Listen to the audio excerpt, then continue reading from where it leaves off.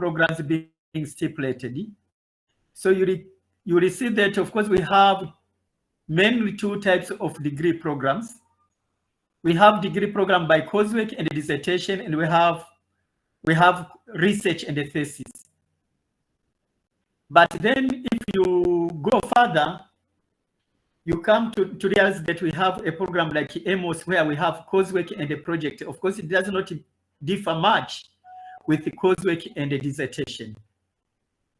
But then you will find that the graduation requirements of those who are doing coursework and the dissertation, they do differ with those who are doing coursework and research and the thesis. So students need to know all this. As we prepare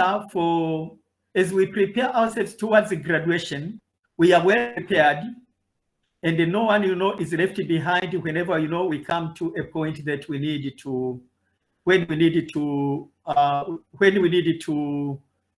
facilitate students towards the graduation. I know we have been facing some challenges, especially when we are towards the graduation. Some of the students do come, but then, whenever they want to submit, and sometimes, we do face challenge with the publications. But then you need to make sure that your publication is approved by your school before submission. But for this time, I talk about going towards the research. Whenever once you are approved for research, and I know we have those who are in the second year now, we need every student to make sure that you fill the memorandum of understanding between you as a student and your supervisor. And this memorandum of understanding is found in the academic regulation. Whenever you need it, of course, if you face a challenge, you can just consult examination officers in your schools. We have been facing challenges. We see that some students, do have some complaints, especially when they are going on. But whenever you feel you feel the memorandum of understanding, this memorandum of understanding gives a commitment of lecturers and students to make sure that whenever you feel this agreement, this kind of understanding, then there is commitment on part of students, and there is commitment on the part of academic staff who is going to supervise you. You will find that in the memorandum of understanding, there are standards that are shown on how long we do expect that maybe a document that you submit to a supervisor is supposed to stay with him or her. So we do expect that, of course. Now, as a student, you need to be proactive and a report to your supervisor, and of course remind him or her. But then, whenever you face challenges, we come to see that there are procedures which are, of course, stipulated in the research guideline. So you will see that, of course, we have assessment and evaluation of students under patent and the prototype. You find that most of the universities, they do not have requirements for graduation when you consider patents. But on our part, if you are going towards patent, there are procedures that are stipulated in the academic regulation for degree awards. Of course, in the academic regulation, you find that of course, there are regulations of research and project proposal, requirements for award of degree, examination of dissertation or projects, and this, of course, includes oral presentation, five of us panelists, and of course, these are extended in section 3. And finally, then we go to award of degree. I know, of course, you have been seeing all of this, but then my interest is to make sure that every student is aware of the regulations, and then whenever there are challenges, a student knows where to report. If you read the research guideline, you'll find that there are standards that are stipulated regarding managing relationship. And when we talk about managing relationship, we say, of course, we have to provide the professional relationship and a regular contact between a supervisor and a student. I know it can be any issue. You find that a student himself or herself is not communicating, and whenever a student is being tried to be, communicated, is not found. But then on the other side, we do not underscore that sometimes you might find that the supervisor is the one who is noticing, and that is why we are to develop, we are to have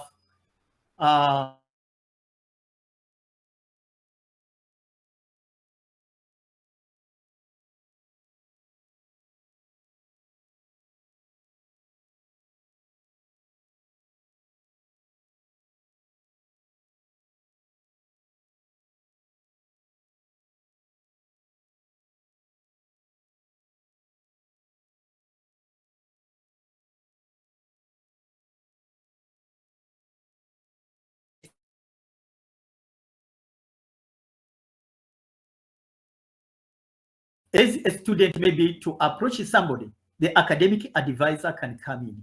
In fact, other role of academic advisor is like developing student, to encourage student to seek opportunities, to encourage making choice of academic or personal professional development. But a third role is a supportive role to students, providing source of support to advisees, and the consulting colleagues where they feel cannot provide appropriate support.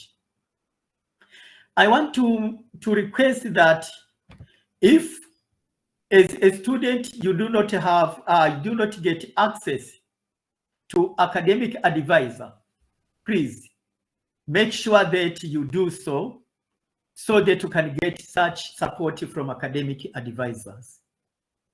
In section 5, we have issues related to assessment. That is where now we have assessment of learning domains. Of course, I know now we are going towards the examinations. On the assessment, of course, that is where now there are those issues related to examination procedures. I know some students do come in the examination with the electronic devices which are not allowed.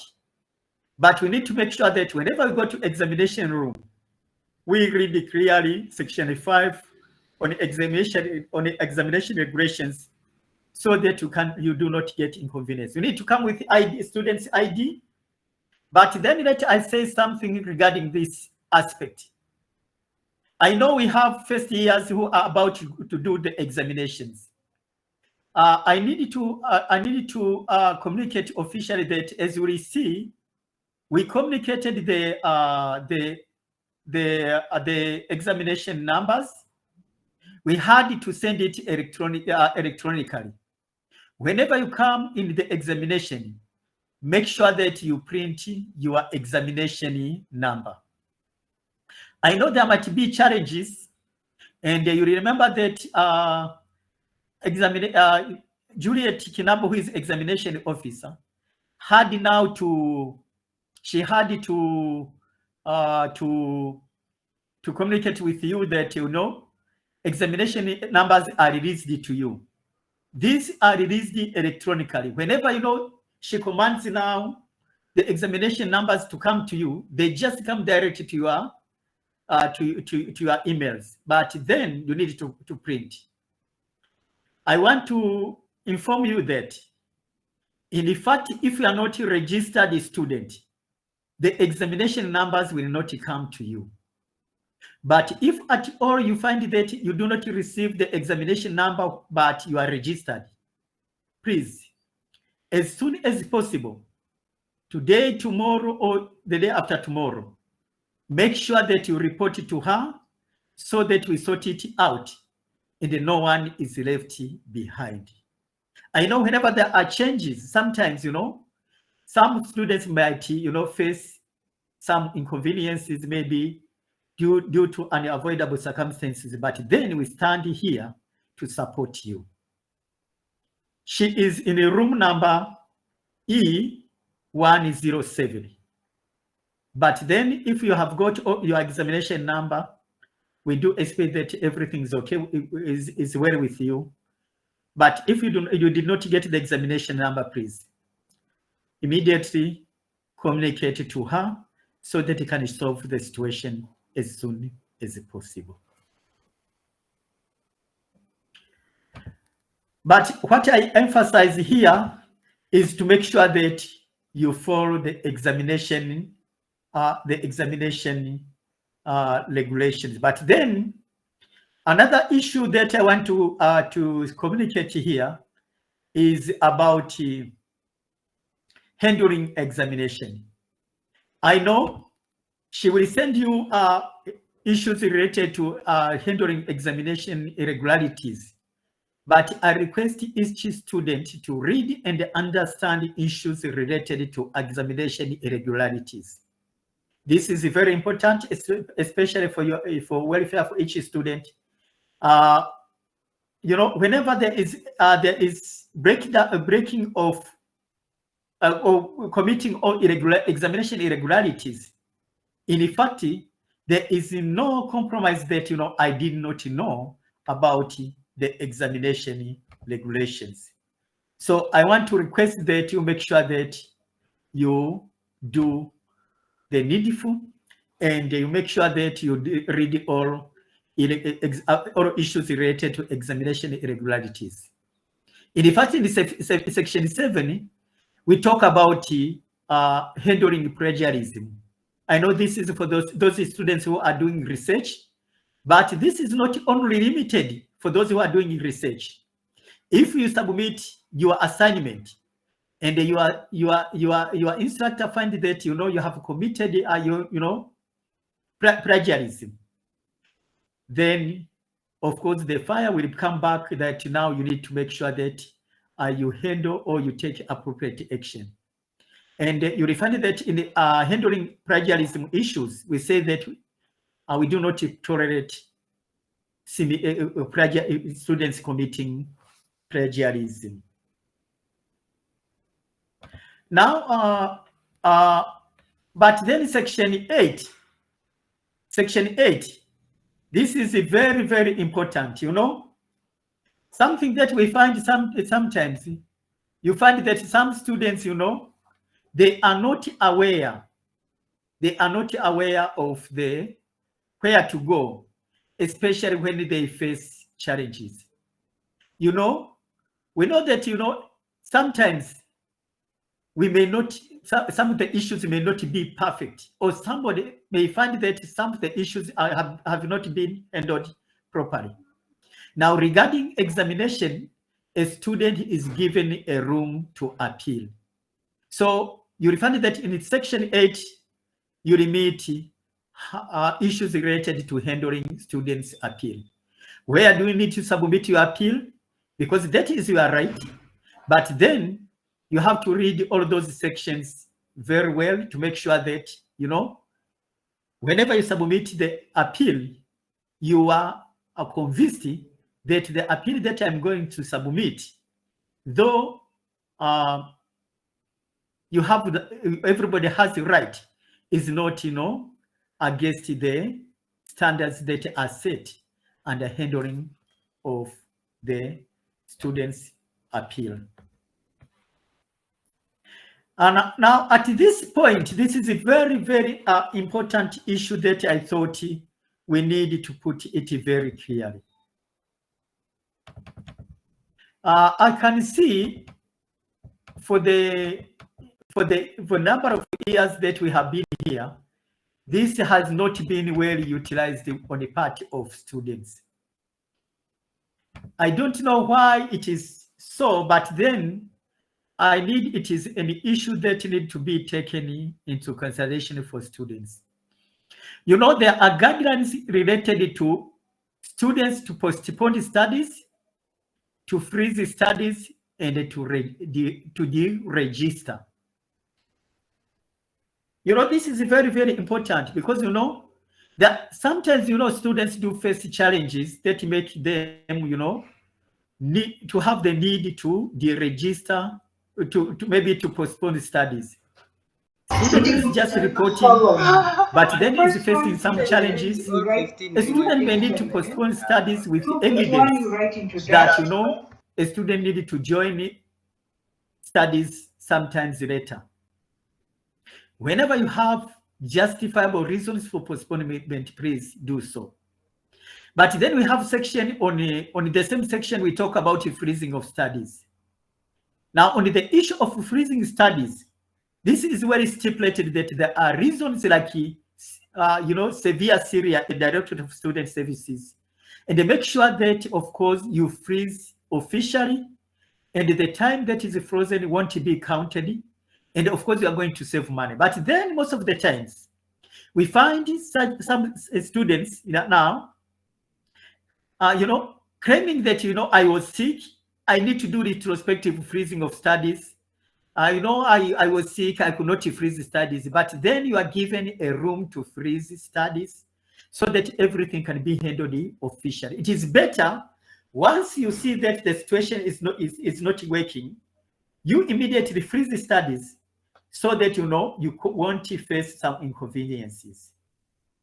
I have seen a number of students, you know, in January you pay your fees, and then a student said that, you know, in January, from January to maybe to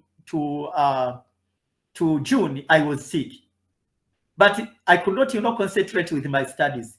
But then if you could have frozen your studies, it could have given you room for you to be able to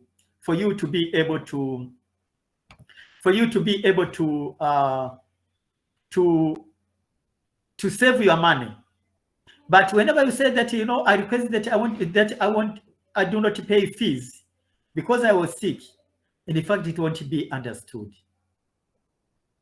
I can't request every student to take this opportunity, because this provision is to make sure that you are being saved based on the regulations. But then another issue that is stipulated in the regulation is whenever a student have serious scholarship problem. If a student is facing serious financial problem while you are still in a study period, please make sure that you request such freezing studies, provided that you have evidence. But then you might find that most of the students do go to even 1 year. You know, I was not here because, you know, I had serious financial problem, but then it was not reported officially so that a student can be given a room to freeze studies. I want to request that whenever you have such problems, make sure that you officially submit the request as per regulations. I know, of course, I know for those who are sick, I know you can face such sicknesses in a way that you are not in a position to make official submission. But my request is make sure that you communicate with the Directorate of Student Services so that they make proper support, and they make sure that you communicate. Of course, we have examination officers in the schools. We have student government. Please make sure that you use all these opportunities that students are given. But then on the same section, that is section 9, we have issues related to deregistration from studies.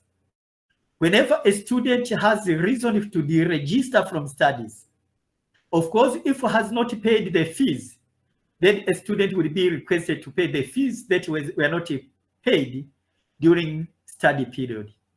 But then to go further, no fee repayment or fee reimbursement that will be made to a student who deregister from studies. If you read that section very, very well, everything is stipulated, and it will you will be in a position to know everything regarding postponement of studies, freezing of studies, and deregistration from studies. In fact, another issue is on section 10 and section 11. Section 10 is about discontinuation from studies. Section 10 is very well clearly stipulates issues regarding discontinuation from studies. If a student does not renew registration, a student is reliable to be discontinued from studies. And with the new regulation, if a student does not renew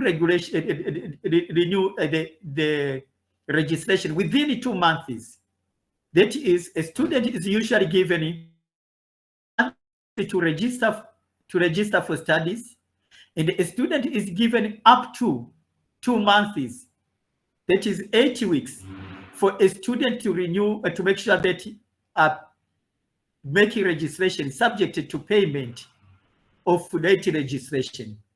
That is to say, within 2 weeks, no penalty is given. 3rd week to 8th week, a student is supposed to pay a penalty. Now, I have experienced something that is different from previous years. I came to realize that some students do make payments, but as far as they need to make sure that they make online registration, they do not do registration. And they just, be quiet, but then they already paid the fees. So whenever it comes a point that these students need to be penalized, they say that, okay, I paid my fees, but I did not register. Please, if you find that you are trying to make registration with difficulties, make sure that you make official submission. Make sure that you make official submission so that the management can know that you have challenges in making registration, so that you will be considered in the case of anything. I know there can be such situations, but then if there is no communication, which you can use later as evidence, really it becomes difficult for somebody who would like to make sure that you are supported to be able to support you effectively. I will not talk about preservation of examination scripts because, of course, this is not very important on your part, but I will go direct to issuance of certificate. I know this is very, very important, and I know most students have been facing challenges, especially on this issue. Of course, it is well stipulated in section 12 on how certificates are being issued. May I take this opportunity really to apologize on this aspect, because sometimes certificates have not been issued timely. And this has been due to the issue of submission. Of course, we are solving the problem very, very soon. And our desire is to make sure that certificates are ahead of time, that is before graduation time. Certificates are here. Processes are underway. Hopefully, if everything works well, this year may start with now new approach. But now we are still making communication with its people who are there that they can issue those certificates. But it is very important for you to note that we do not allow somebody to pick a certificate for another person. And this is because for the security reasons. We have seen, of course, we have experienced in the past, a student coming even to pick a transcript to somebody, then such person, had now to photocopy a transcript You later realize that the transcript has already been photocopied, and then returning that, now a student said that no longer, now maybe he will come to pick himself. I want to emphasize that picking certificates and transcripts should be in person, except for international students.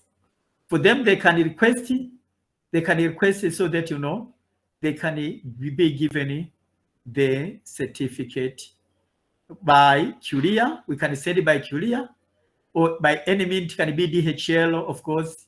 Whenever we send a certificate to you, you need to cater for the cost that is associated with sending to you the certificate. But then we have experienced, of course, some students, we find that there are some errors in the certificates. And we came to realize that, of course, one of the issues that we usually send certificates to you so that you can confirm on whether the certificate is okay. It is my appeal that please, before certificates are out, make sure that you submit your proper way, the proper on how certificates need to appear, especially for those who had changed the names and it is officially, recognized that, with the court or by any means that is acceptable that they have changed the names. But then we do not really accept changing the names except under legal, when it is legally acceptable. But then there is a replacement of certificates. If your certificate gets lost, or if your certificate gets distorted, of course we do make a replacement of certificates. It is well stipulated in the regulation on how this is done. It is my request that every student should make sure that you should make sure that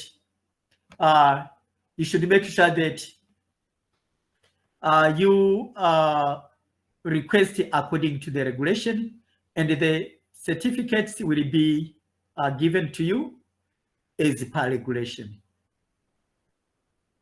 On the delivery mode, of course, we have, you refer that we talk about it, different delivery mode. I know this has been an issue. Some students would like to receive the degree of Nelson Mandela at the same receiving a degree from other university. Of course, if you go through the TCU standards and the guidelines, it is very stipulated.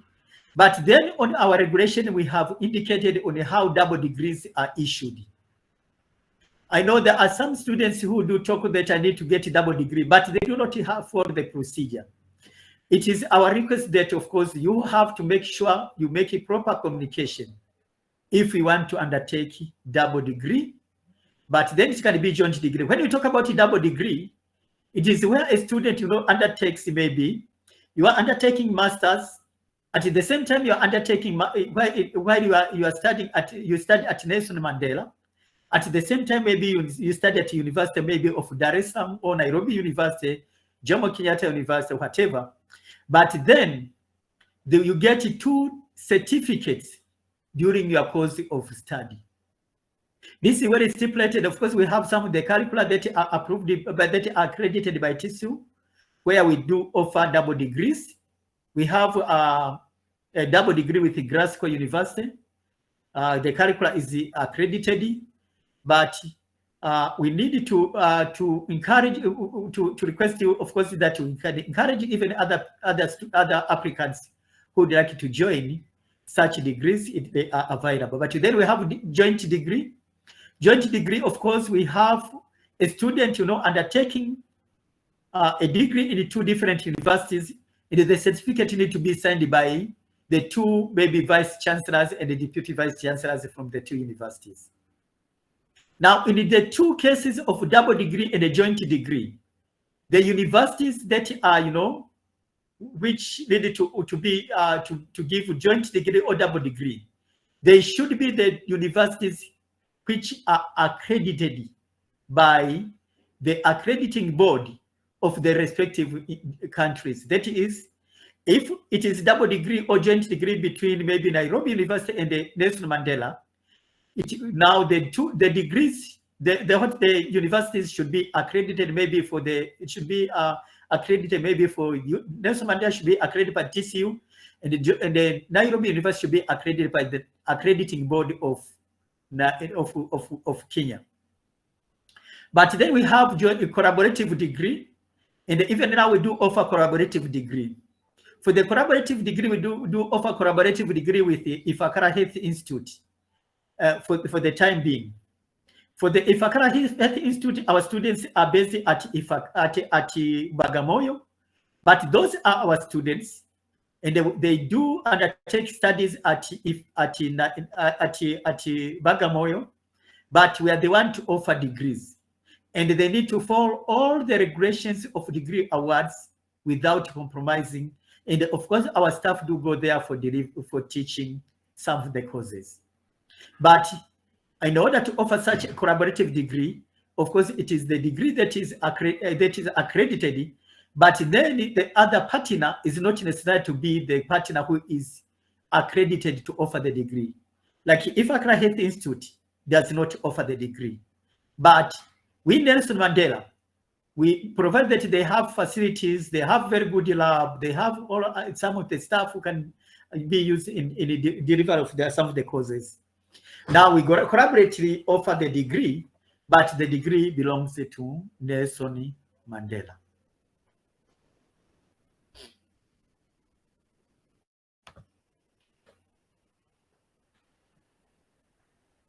Now, currently, we are revising our programs to make sure that we offer online courses. You know, at the institutional level, this has been passed. Of course, we have the academic regulation, which was passed. It was already, you know, endorsed by accrediting body, that is TCU. But then now, what we are doing, we are reviewing our programs to make sure that in our programs, the programs shows which part need to be offered online and which parts need to be offered face-to-face. And of course, to start with, we are starting, you know, only to go to be in a blended mode. So in the ongoing developments, we are reviewing our programs. I know soon some of the schools will come to you requesting your opinions regarding all of these programs. And some of the key issues that we would like to hear about is about online delivery. So whenever, you know, these schools come to you, whenever they ask you, they request your inputs, do not hesitate to give your opinions. And I know there are a number of people who would like to study online, but to start with, we are thinking of starting with the blended mode. When we talk about the blended mode, it is a delivery mode where we have face-to-face and we have online delivery. So we blend the two to get the blended mode. I know some of the people who say it is a hybrid. Yes, you can call it a hybrid. That is, you use online delivery and a face-to-face delivery.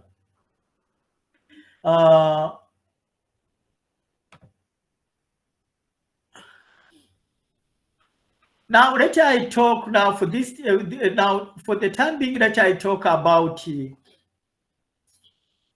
Let I talk about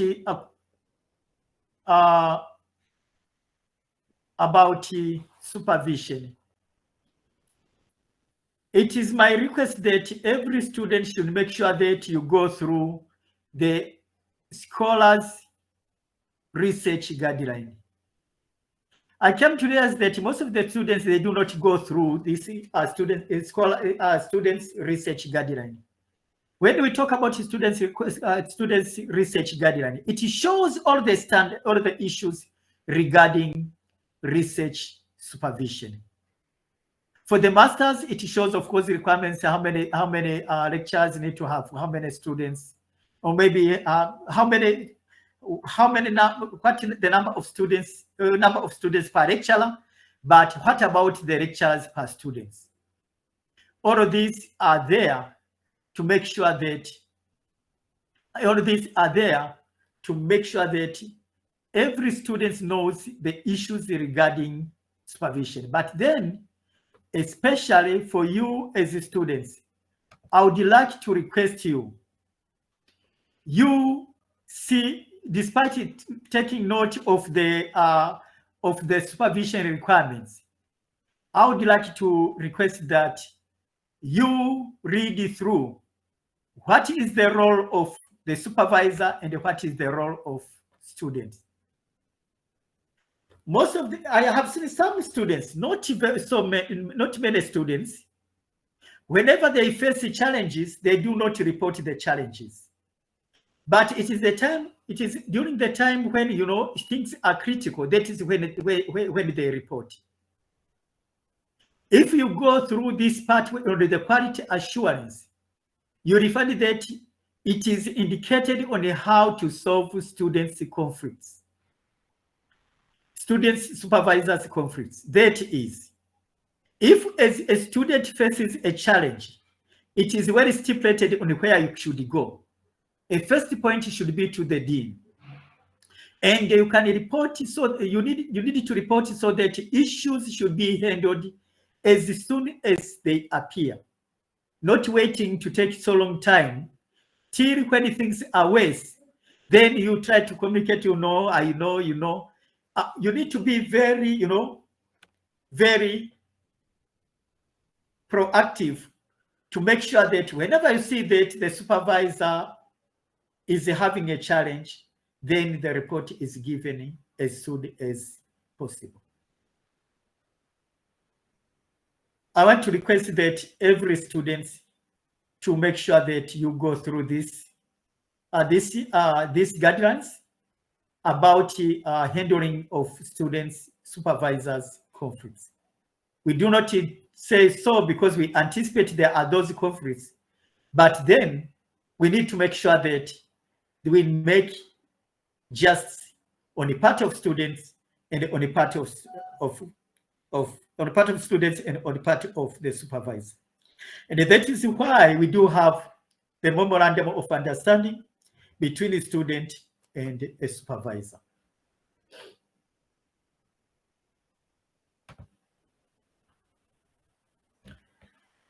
Now to conclude, but before I make a final conclusion, let I say this. I have seen, of course, now we are doing registration of students, as I said. We have seen so many students who are not registered. And I hope that you have received all the list of students who are not registered have been sent. I know you might be facing challenges. We request that you make sure that you report as soon as possible if you are facing registration problem. And it is my request that, as you did receive the communication that by 20th this month, if there will be a student who is not registered, then a step will be taken. We request that every student to make sure that is registered in a student information management system. I request that now you make communication. If you make communication to your examination officer. Please, whenever you make a communication to your examination officer in your school, copy the dean and make sure that you copy me, and you can copy even the director of student services. You need to make sure that you have evidence of your communication. Most of the time when you talk about anything, I made the registration, whatever. What will be inquired of you is the evidence. So I request that you make communication whenever you face any challenge. I know there are some of the people, I know even today, I had some of the students who had some of the challenges. And I request that please, whenever you get any challenge, immediately communicate. And it is my belief that within this week, all students will be registered and all the cases will be handled. And if you have anything, please make sure that you follow the line of command. I saw some of the students communicating. Some were writing directly to me that they want maybe to pay the fee by installment. If you need to pay by installment, usually you need to write to the DVC responsible for planning, finance, and administration through your dean of school. And in fact, immediately your issue will be handled. But really, I request that we do not see a student by next week, maybe trying to request, because whenever you request, it will take time. Maybe if you're requesting something, it can take time to be processed, especially if you request towards the end. You find that the moment you request, the time has gone.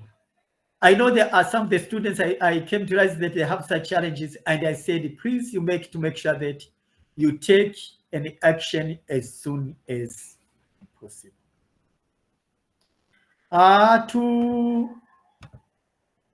To wind up,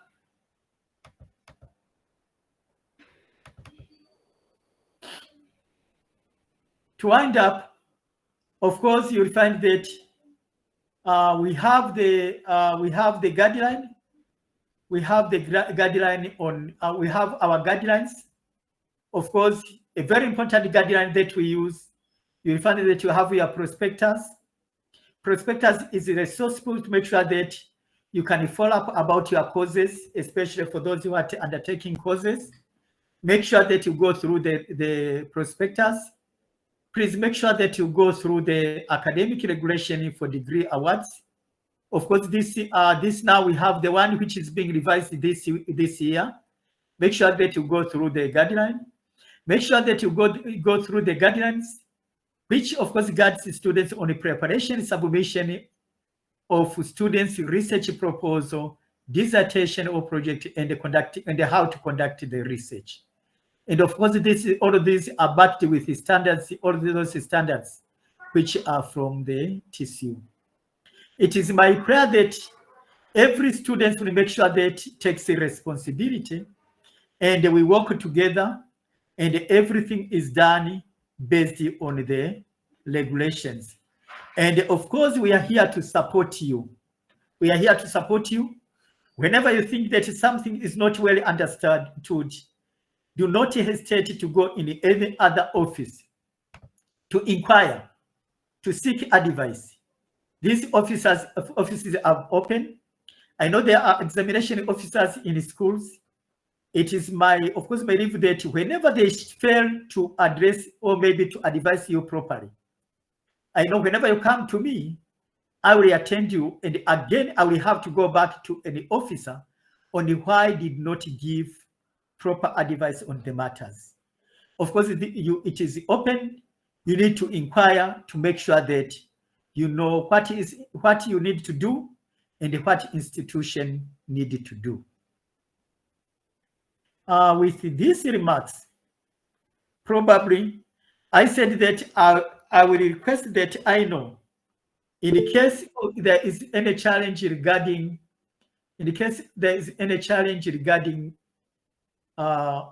these issues of registration and the like, I thought we will make sure that we support you. But then I thought that in the future, we create such a forum to make sure that regarding academic issues, we'll be having academic, as I said, as you will see what I wrote, it will be academic sensitization seminar. That we just give what are the issues, but we request you to make sure that you submit. Mind you, the issues regarding registration and the like, they are individual issues. Every student is responsible, and every student should make sure that he or she makes a follow-up so that everything is well done. I can see I have Francis Haule raising his hand. You are welcome. Thank you, Doctor. I think I'm audible. Yes. Yeah, so I raised my hand as you were finishing because I had two issues to ask. Yes. The first one is about coursework. Sorry, Francis Haule. Can you say in which school? I'm Francis Saule. I'm from Coxe. Yes. Yes. So I went through the academic guidelines, Yes. and I've seen that for the coursework, the pass mark is 60, which is a B. But the guideline is silent on whether there is any restriction or any other requirement, like where we are coming from, especially in undergraduate universities.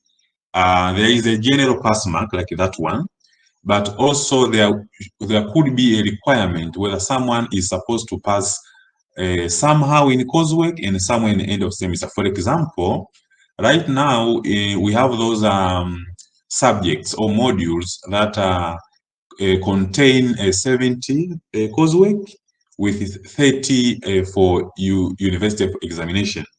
So I was wondering, what if someone scores maybe 61 from the coursework part, and then he goes into the final examination, the UE, and just write the name and score the 0, but the total is 61.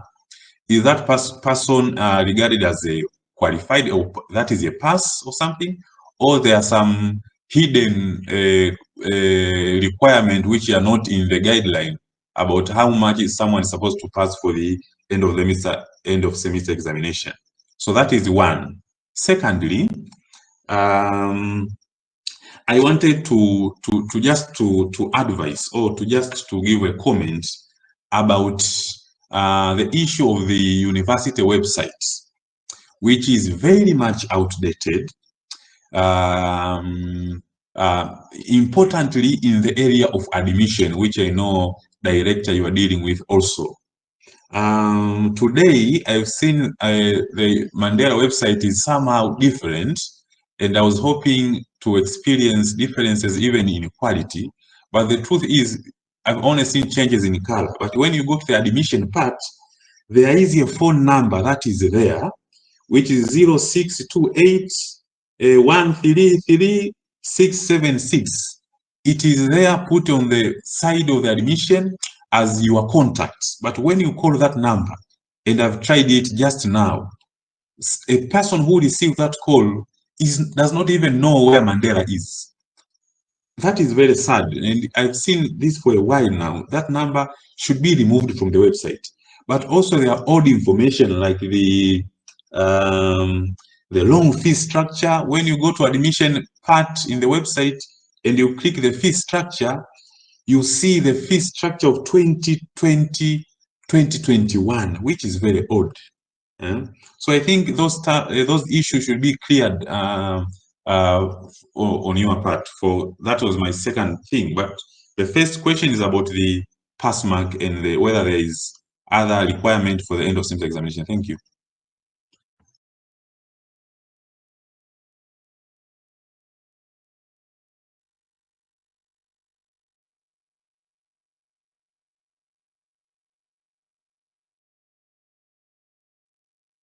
Doctor, you are not audible. I think your mic is off. I will have to make sure that I make a follow-up, because I know with the second issue, read the updated information we are submitting. Maybe I will have to make sure that immediately I make a follow-up. So that is taken. I think I need not to explain anything about this. But then going back to the first issue, that is on coursework and coursework assessment and the university examinations. I know there are some of the universities, even myself, I went through undergraduate studies where I find that not only finding, the weight of coursework assessment and the final assessment, but even, you know, trying to make sure that you aggregate maybe on the coursework assessment to separate practical, maybe the weight of practicals, what amount, how do you need to pass the practicals, and how do you need to pass the theory part. All of those issues are in some of the regulations. But with our regulations, of course, for we do take that, we do not take maybe a student to take, maybe need not to pass the coursework separately from you. Of course, we do not have hidden regulations. With our regulations, we say coursework assessment is 60 and the U is 70. I know there are differences, and you will not with the coming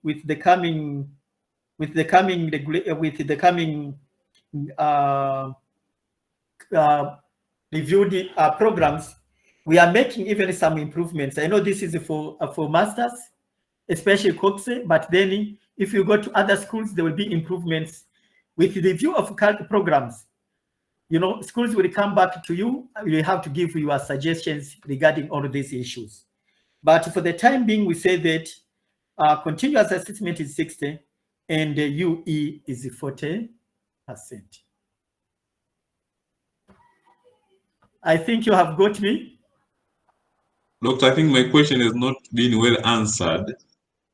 I just, do you know the issue of technical supplement? I just asked if there is any technical sub when a student maybe is taking that course which is 70 for coursework and 30 for end of semester, and then he or she has scored 65 in coursework and went to the final exam with score 0. The total is 65, which is a pass. Is that a pass, or there are some issues there? By the way, in fact, the example that you are giving, though it sounds practical, but then I know there is no way you can get 65 why it is 60. Because if somebody gets 100 by 100, whenever you trickle down to 60, the maximum that a student will get will be 60%. So a student cannot get 65, where you find that the weight of coursework is 60. I think you get me. But another thing that I said, so such regulations are there. I said not only within the coursework assessment, even within the coursework assessment, I know there are some of the universities where in the undergraduate, whenever you have the coursework assessment being 60, they say the weight of practical will be 40 and the weight of theory will be 20. And then the weight of universal examination will be 40. And then they go down and they say that, okay, in order for you to pass, to be considered as pass, you will have to get maybe out of 40 mark for practical, you'll have to get 20%. I know you know such regulations. But then when they say so, it means that even if you get maybe 70%, which might be maybe 70 or 65, which might be B plus, you will not be given a B plus, but you will be given a B plus asterisk, meaning that the asterisk shows that you have not satisfied the examiner in one of the common components. That is maybe practical or theory or the final exam, that is university exam. So what I said that I understood you, but for the current regulation, we do not have hidden regulation. That is how it is. Of course, as a postgraduate, that is how it is now. But then, of course, if you have such suggestions, I know we'll come back to you as we are reviewing the programs. Then I know students will give some of the suggestions, because, of course, there's no way we have to make sure that the new revised curriculums, the new revised curricula are approved or approved by Senate before we get opinions from students. I think now you got me.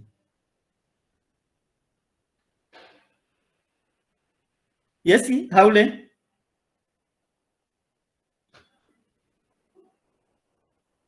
Hello? Hello?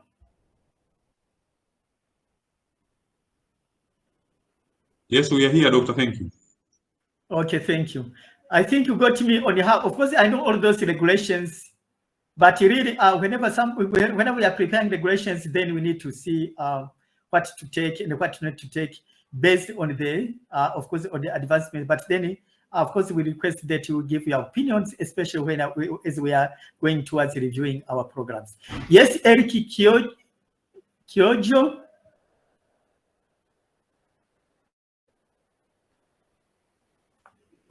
Yes, yes, Director. Yes. As you said, my name is Eric Kyojo. Yes, my name is Eric Kyojo from Kokse. Yes. I want to bring up one important issue that has been actually bothering a lot of us students regarding the research guidelines around publishing our research articles here at Nelson Mandela.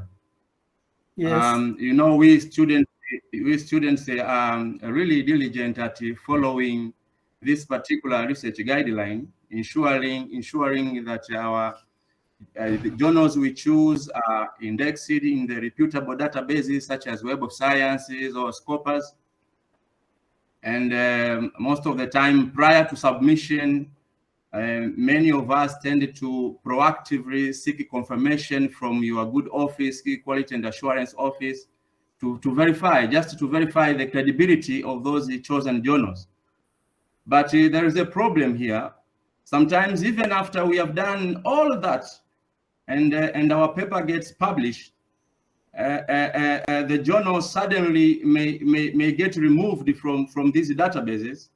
And guess what? According to the university rules, that makes our published work kind of worthless, and we might not even be able to graduate using those published articles.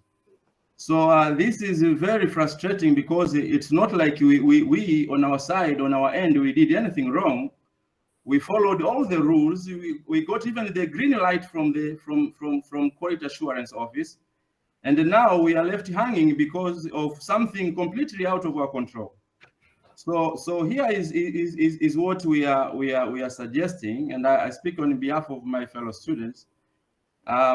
If possible, can the quality assurance office be giving us some sort of written document as a confirmation that the journals we worked with was legit by the time we submitted our works.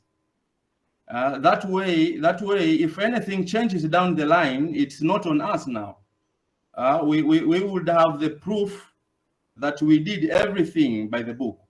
So those written documents will continue remaining as our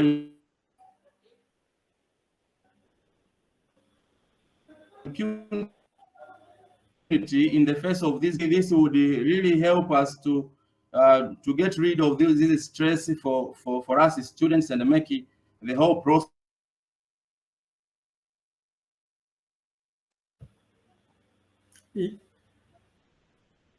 Hello? is. I see there is break. It appears that you are talking about there are breakdowns.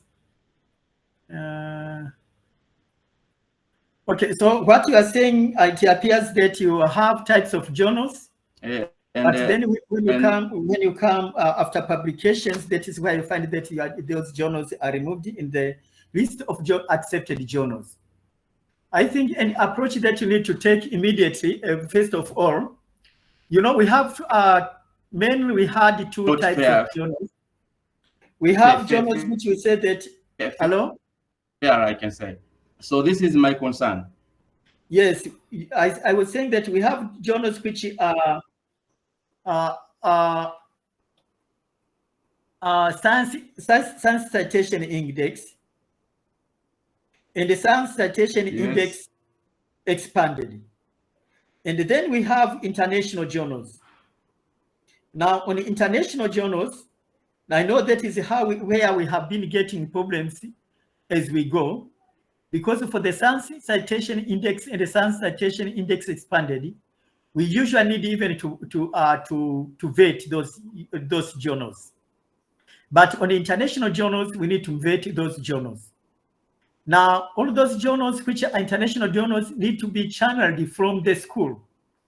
They need to be channeled from the school. The school need to approve. Whenever schools submit, they need to submit it through quality assurance in the library services, so that they see on whether they meet standards before they are brought to the Senate for approval. Now, I know if these journals which students, which you are publishing, will have passed through the Senate through normal procedure, there is no way it will be rejected on the way.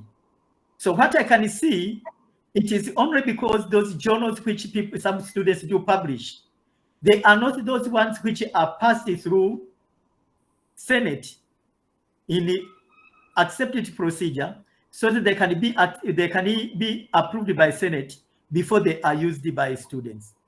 But then we are experiencing that some of the students, of course, they just use journals provided that they are, they are discussed in maybe by supervisor or whatever.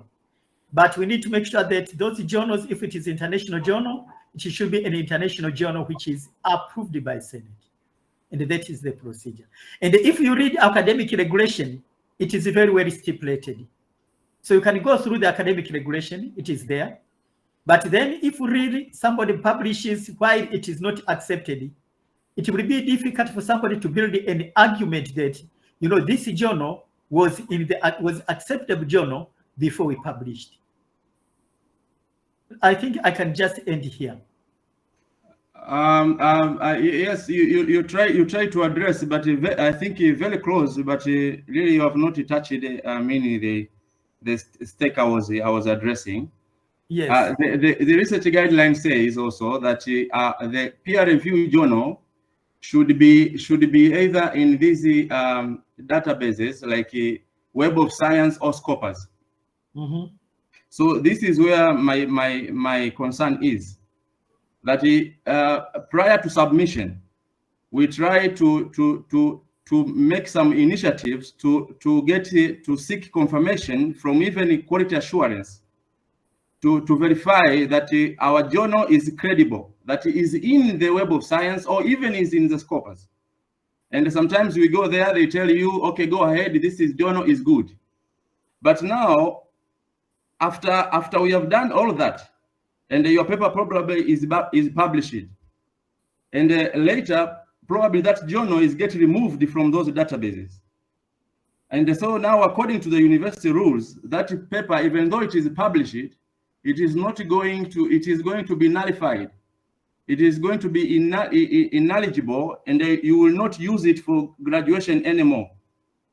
So now this year, I'm counting this as a frustrating situation, because on our side, it's like really we have not done anything wrong. We followed all the rules. We got even the go ahead from the office, and now we are left like hanging. We are in dilemma, not knowing what we should do, and because things are out of our control. So we were suggesting that quality assurance should be giving us, when we consult them for the confirmation of our journals we want to work with, even prior submitting our papers to the journal, they should be giving us the written document as a confirmation that really the journal was perfect and was intact and it was legit, so that if anything happens down the line, those troubles and those stress are not burdening the student. Or else now this is going to be like really not fair, because as a student I could not anticipate this journal one day would be a predatory journal, because today it is not a predatory journal. That is my concern. Okay. Thank you very much. Thank you. I take the issue. I think it will be submitted, but then in fact, the one who is supposed to give you the journal, yes, is not quality assurance. Yes. It should be, and that is according to our regulations. Of course, where to publish your paper should be the agreement between the supervisor and the student, and they need to make sure that wherever they need to submit the paper for publication, should be a place which in the journal that is credible. But then I take your, of course, I take your the issue. Yes. I take the issue. It will be submitted, and I request again the same thing be channeled in your school boards, so that whenever now comes, because I know we have not experienced much in such cases most of the time, but we need to make sure that we go back and see what is the problem. All right. Yeah. Thank you. Okay, I can see. I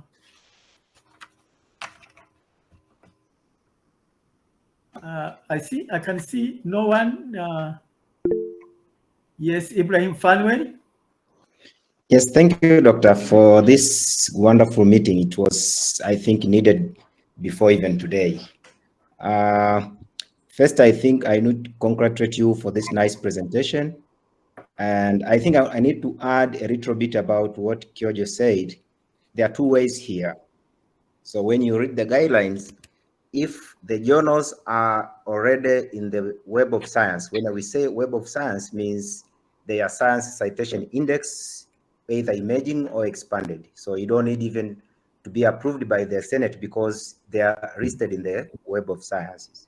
But if they are international journals, those are the ones which we need to be approved by the Senate. Now, Kyojo is addressing the ones which are in the Web of Science or expanded index or emerging.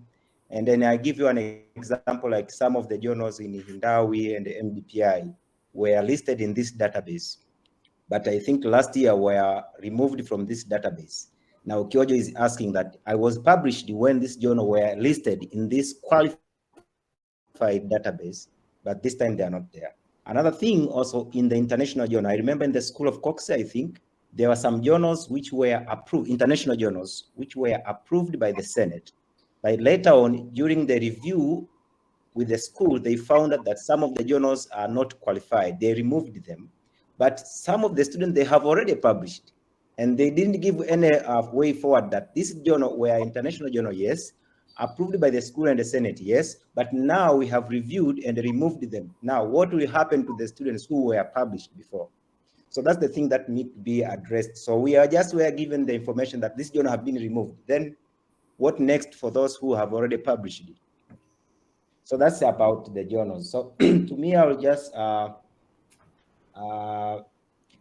just want to advise one thing is that our research guidelines for writing is not self-explanatory. And I can give you an example, like if you go to section 441, and when you read, and then what is the practical sense is quite different because it's not self-explanatory. We are waiting for your office to explain this is what is required, but it's not written in the guidelines. So like 4.41, 4.419, 4.48, all of them, they're just sentences, but they don't tell you what they expected you to do. They're just only sentences. So that's what I just want to add. And then my question now is, what will happen? That's the general rule, right? What will happen that some of the issues, they are not addressed in the guidelines? What will happen to the students? Like there are some components which is missing in the guidelines, and the student maybe use experience or maybe use some of the past research in the library and then look at it, how it is presented. And then later on, it seems like this is not the way, this is the different ways. What will happen that if something is not addressed in the guidelines? Thank you. Okay. I know it is true that, you know, like our research guideline, I know there will be the version that will come out soon. That is the research guideline. And even the research guideline that is, of course, I know that we have been using, it has been, you know, revised to make sure that it accommodates like students who are taking business studies and humanities. If you consider like chapter 4, a chapter on the format of the writing the dissertation, if you read it through, the chapter indicates that, you know, the chapter 3 is materials and the methods. But if you consider like students who are taking business studies and in School of Business Studies and Humanities, it will not really, give a proper, picture when you talk about materials and the methods. It might be research methodology. So we have made some, some amendment, and I know students were also, it went through all the processes through the Senate and the like. So I know it will be released. But then let I tell you, despite that, we do stipulate that this is how it should be. Yes, you said that there are some of the issues they are just outlined, but there are some of the issues which are standard, which are just standard in a writing, in any scholarly writing. And I usually, for me, I know nowadays students, some students are using this, are using these kinds of artificial intelligence, artificial intelligent tools. If you try to see, there are some of the issues, they are just standard. For example, though these things had to be written, to make sure that, they are stipulated in the guideline. Like a student, if you find that a student is starting with an abbreviation at the beginning of sentence, yes, most of the time it was not even the guideline. But then after finding that most of the students are committing the same error, we had to improvise in the standard. Or maybe if somebody is writing any number from 1 to 9, any number from 1 to 9, there is no way you can write 1 in terms of figures up to 9. And those are standard, standard writing procedure. But after finding that some of the students, with even such a description need to be there, that is why you find that they are there. So it is true that we will continue to improve our guideline. But then you will find that there is no way everything can be there in the guideline, because some of the issues, people do tend to assume that these are just, normal, these are normal just writing, standards. But then, of course, what I want to admit, always will be improving our guidelines as we go. That is why, if you note, most of the times, every year, we do make it some sort of, we do make some sort of a review of our especially our guidelines. This is to make sure that we accommodate most of the issues. But a problem that we have experienced, most of the times, whenever we, not only students, even other people who uses the guidelines, even when the intern encounters some of the challenges, they do not come back to make sure that they inform that, there is A, B, C, D. It is only during the implementation that is where I find that people are in a puzzle. But then something that I want to request, it is even with the recent meetings, I came to realize that some of the students were claiming that some of the issues are not in the guidelines, but they are there very openly in the guideline. But then when we asked on whether really the problem is the guideline,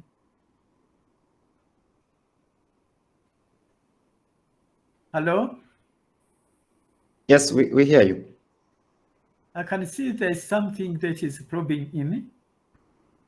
Someone is sharing his or her window, so I don't know.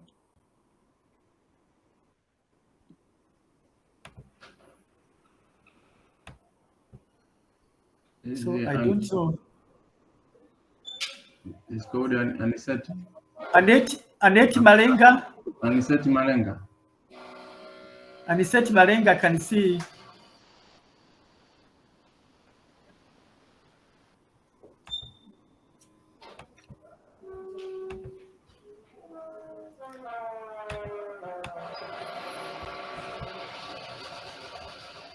Hello? Now yes. I think you can continue. Yes, yeah, yes. yeah. Now, what I see that, most of the students, whenever for me, most of the time, whenever I meet them, in the course of trying to make error-free, I come to realize that most of the students do not read the guidelines.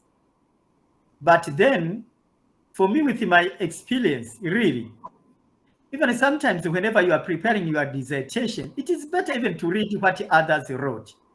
You know, whenever the dissertation is there written to to a very great extent, for me, my worry is a student is not, trying to refer to is not even trying to make reference to what others are writing.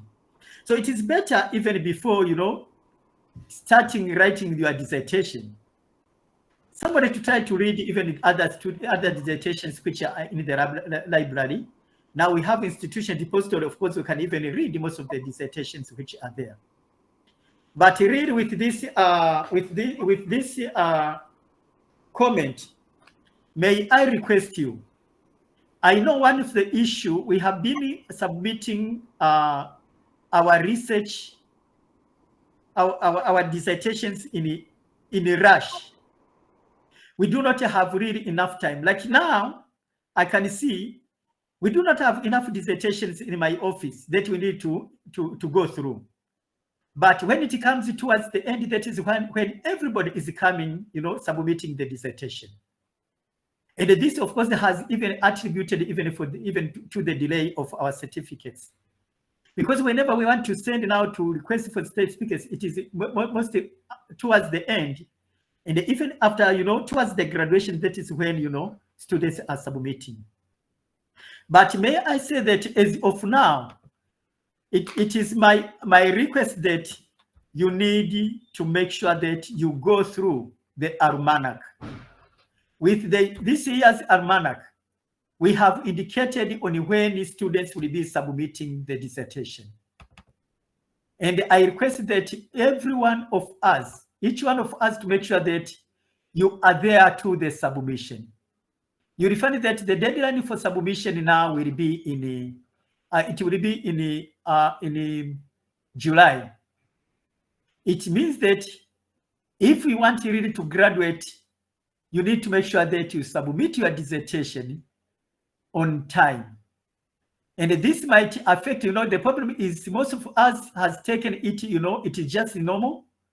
Whenever we submit, we just submit. But then 8th of July, if you go through our almanac, 8th of July will be the deadline. It is better if you have a challenge, of course, regarding time. It is better to make proper communication. Because I'm talking 8th of July, and that is the submission of hardbound copy. Now it is almost only 2 months to come.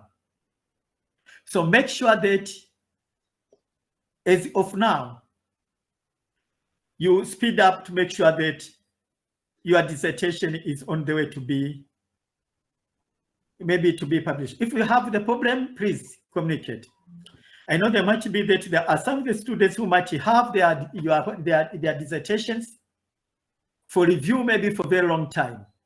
Make sure that you communicate to your school. Make sure that you make a proper communication, not towards the end, not maybe in June, and then you start communicating, my dissertation is late or whatever. But then make sure that you make proper communication now, so that if there is any challenge regarding your dissertation, is well solved. And I know, as I said at the beginning, offices are open. Okay, thank you, Dr. for the nice explanation. Of course, yes, we do use these standards. Like if there's something not listed, of course, we go for the standards. Now, I give one of an example. Like if you go to regulation 4.4.19, when it's talk about the formula and the equations, the guidelines say the internationally accepted format should be used if specified by publishers or textbooks. Now, I'm coming from mathematics. So in mathematics, international standard accepted on writing the equations, it is what we write by referring to the chapter of the equation. But when we submit, we were requested to write sequentially 1, 2, 3, 4. Now imagine I have 200 equations. Now I mentioned 1, 2, 3, 4, up to 200 equations. But the standard say that you should write based on the chapter wise. And the guidelines say that we should write according to the standard acceptable. but it's not accepted when we submit to your office. That's the one thing. Now I give you the recommendation. These guidelines provide a sample,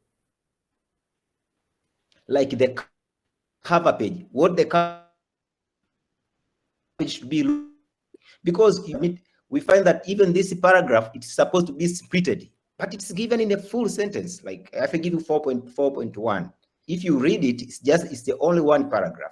But when we submit, we find out even the place of where the work is done should be separated with this word, but it's not there in the guidelines. So what we request that we should give the sample, like what will be the cover page be looking like, it's just kind of what the figure is here, how should it capped, how the table should be looking like, a single one table, how the table should be like. It's like if you are publishing, when you read the author guidelines, you find everything in the guidelines of the journals, like how the figure should be, how the tables should be, how the title, how the references. So they give everything. It's not, they don't provide at the general statement. Okay. Thank you.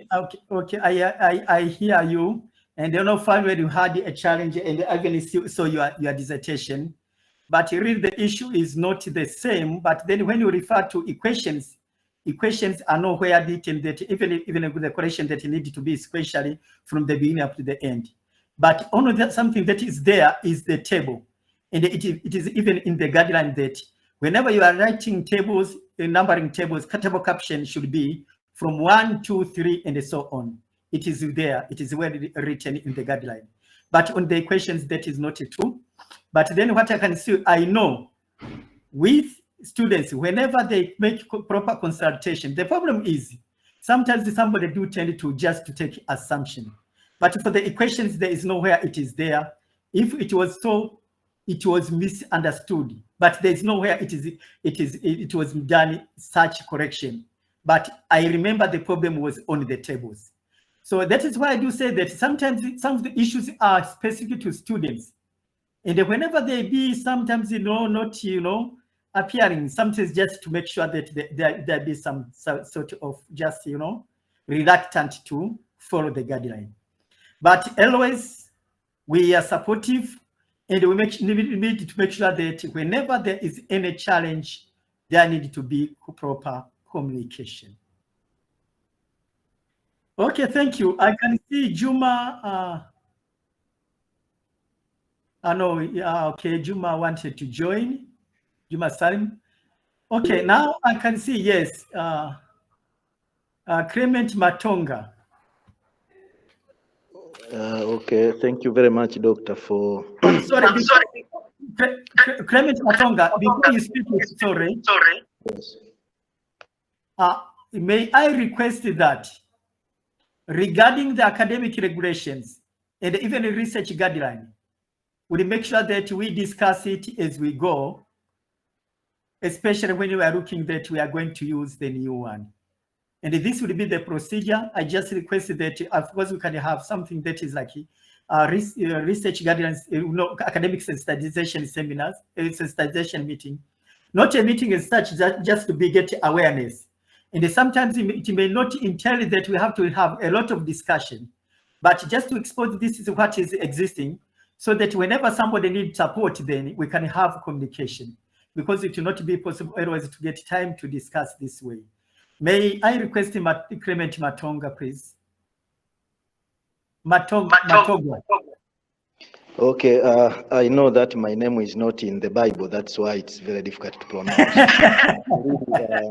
Thank you very much for the chance. Of course, you have tried to narrate various issues related to academic matter. My name is Clement Matogwa, and also I am belonging to COCSE.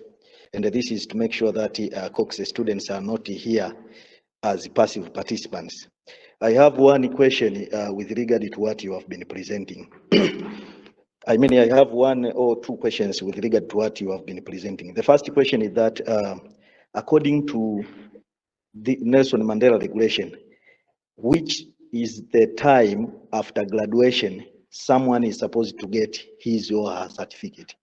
Like exactly the regulations say maybe 3 months or 4 months after graduation or whatever, because you have promised us that maybe during graduation ceremonies, people will be given their certificates there.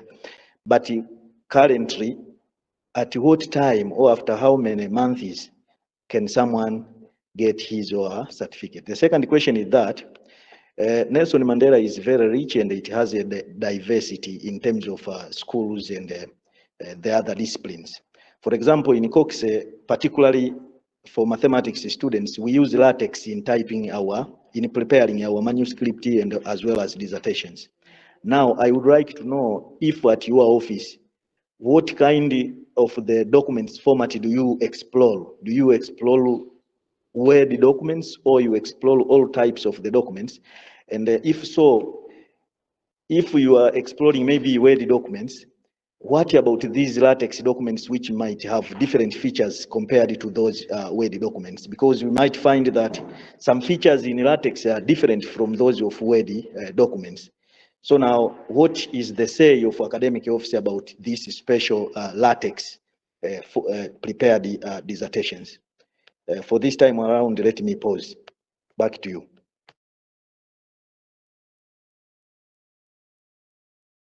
I think first of all, if we could have finished it would be good, so that we give chance to others. Otherwise, if you just post there, I think you just finish. We have to give also other people. We have only, as we speak, we have only 5 minutes to go. I have said I have paused because there might be a follow-up question following your answers. Okay, but then you asked about certification. By the way, we do not have regulation on when the certificate is to be given, but then in the practice, we have been doing 2 months after graduation, within 2 months after graduation. But that has been the practice. But then the second thing on the format, may I first of all say that, when I remember it was from a student from Cox, there was submission that Nelson Mandela do not have academic, do not have guideline. And it was reported that we do not have, research guideline. And the students do not have research guideline. But when we made the follow-up to know the issue, it was discussed that, the issue is not research guideline. But the problem is having the LaTeX template.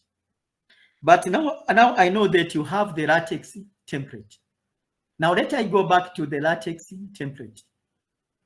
In fact, one of the challenges that I have encountered whenever students submit documents in LaTeX, most of the students do not really, when they start, they do not really, customize it to make sure that they customize it to make sure that the academic regulations and the guidelines for research writing are there too.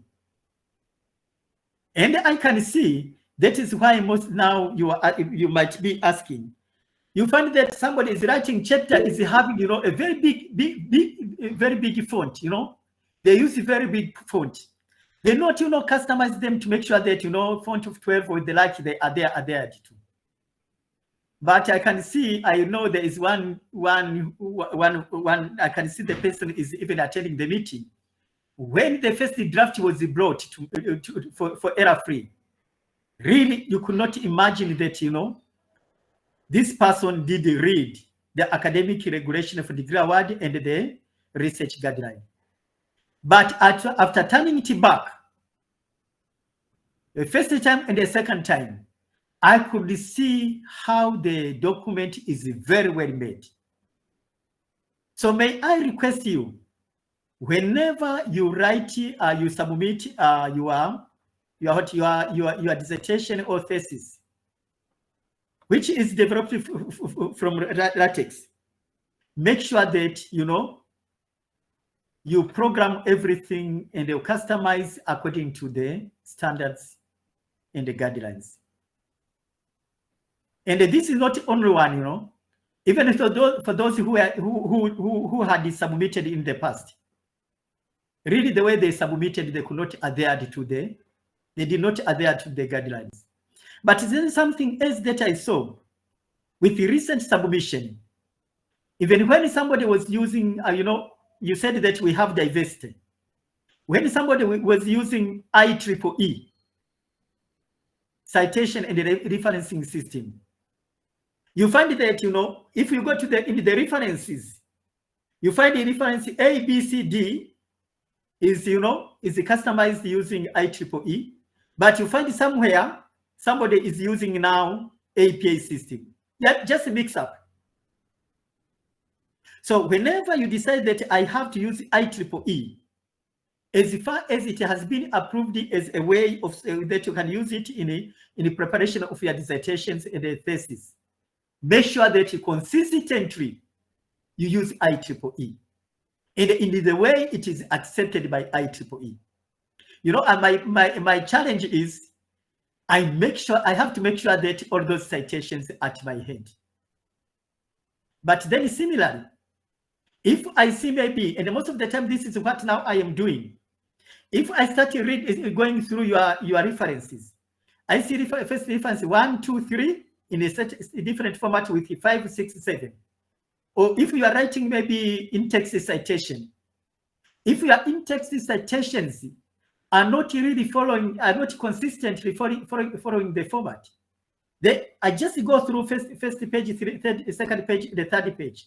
Then I will have to stop, because otherwise I will have to invest all my time to a dissertation which is not really well prepared.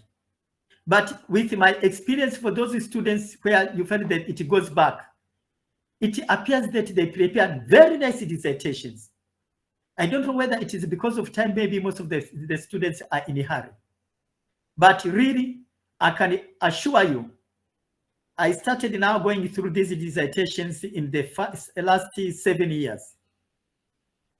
If I just go back and see the dissertation of 2017, and the ones which are on my table today, I can see such extraordinary improvement. But for those, you know, who are now trying to use LaTeX, I can see most of them, the first draft really is not really following the format. And it is my appeal that, please, in order to avoid the wastage of time, because, you know, it wastes also your time and my time. You know, whenever I submit a document and then I try to go through, and then I find that there are just obvious mistakes that I needed to correct. And then it goes back to you. And sometimes, you know, when I see that it is totally violating the regulation, I will have to say that, please submit this document with the new one. That is wastage of resources, by the way.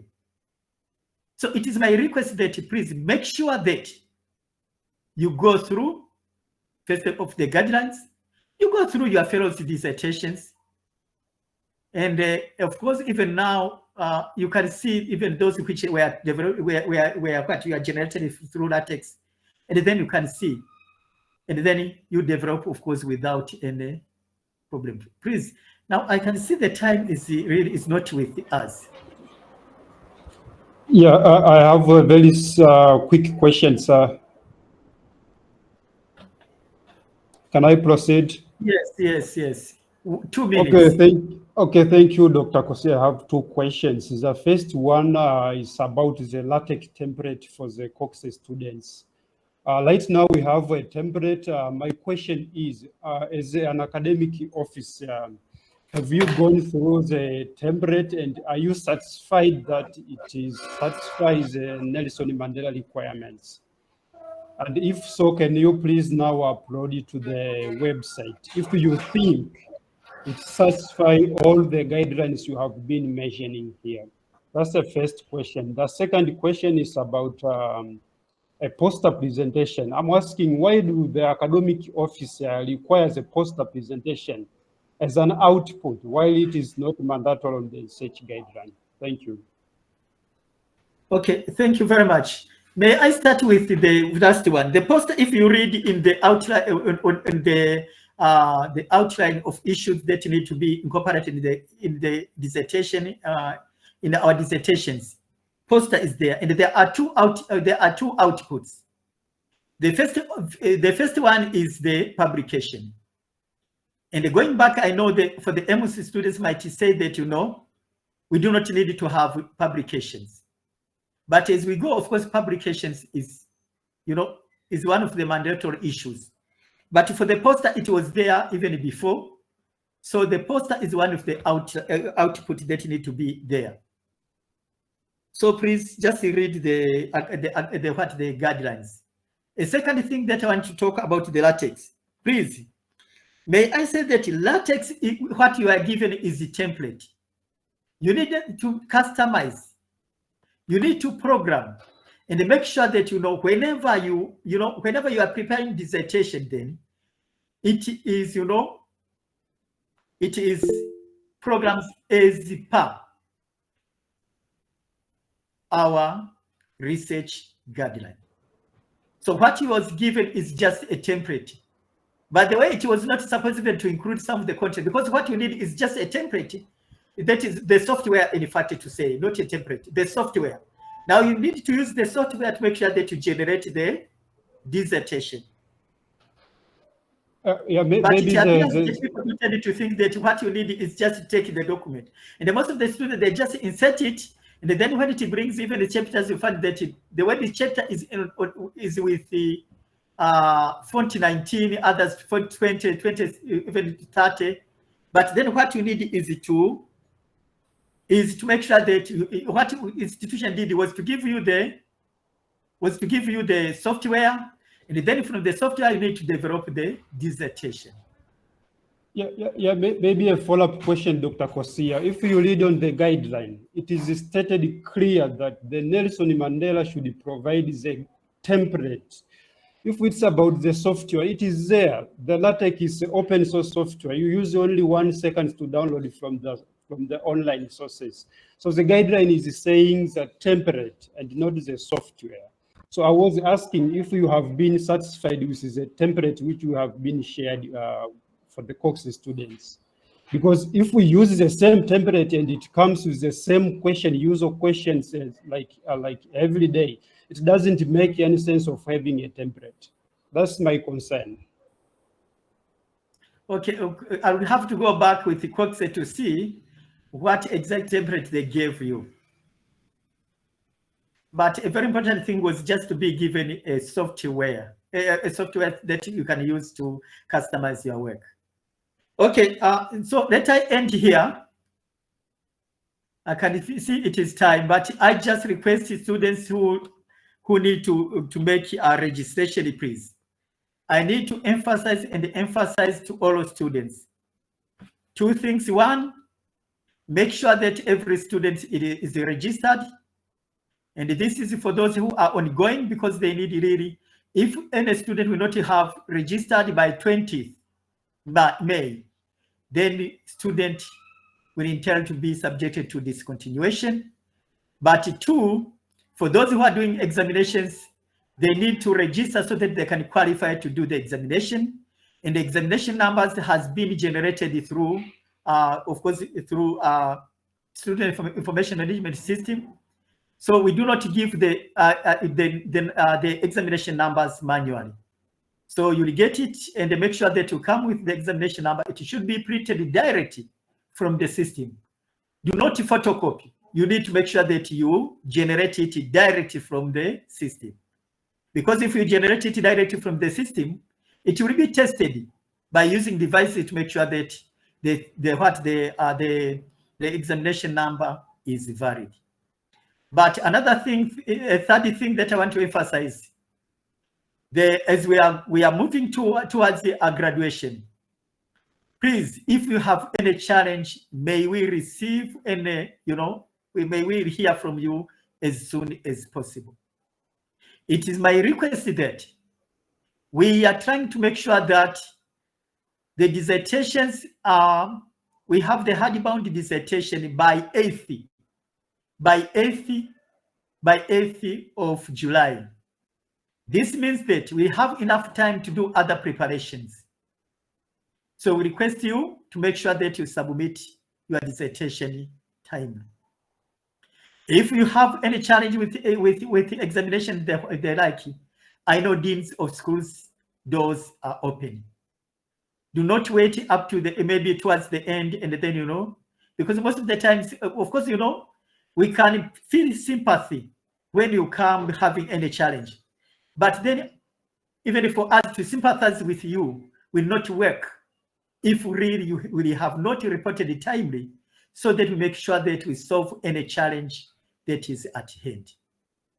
With these remarks, may I thank you for your attending, and may I declare that, of course, we find the times, and sometimes I may hear from a student organization if there will be something that is crucial that we need to discuss regarding academic.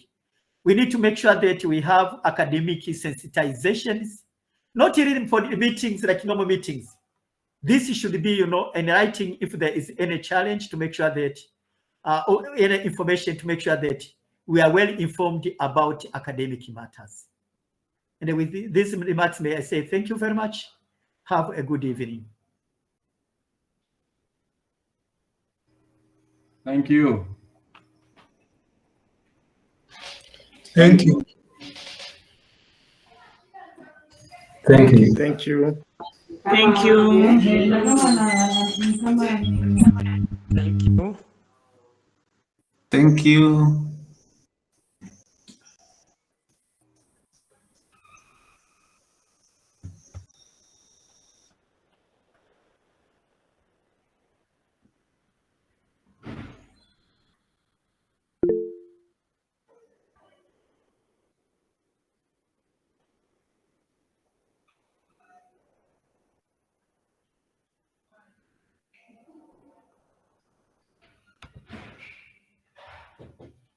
Yeah. Yeah. Yeah. Yeah.